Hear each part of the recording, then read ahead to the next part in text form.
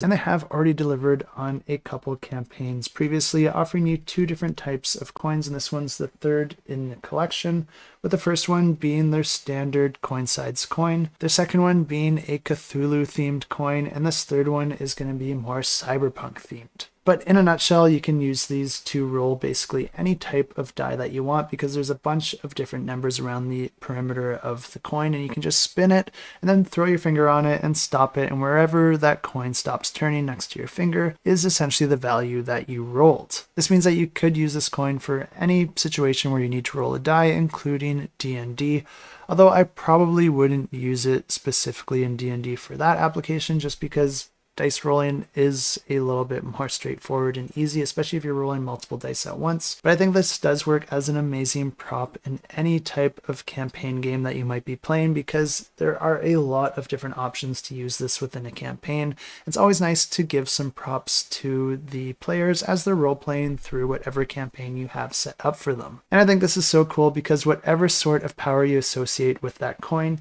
you can then allow the players to spin it, and then the outcome of that spin can scale it up or down, turning it into something that could be very, very powerful or a spectacular fail. Something that I personally use this coin for is as a replacement for a sand timer in any sort of game that has sand timers, because I just think this works so much better.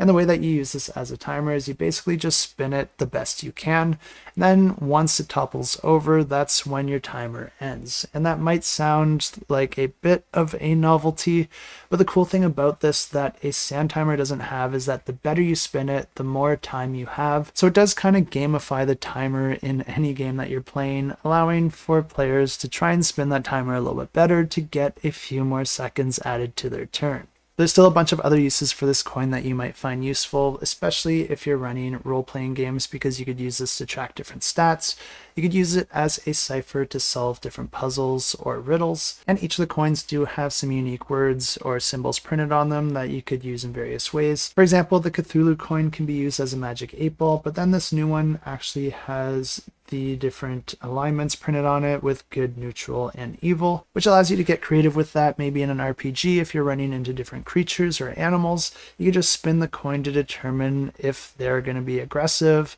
friendly, or just your typical skittish animal.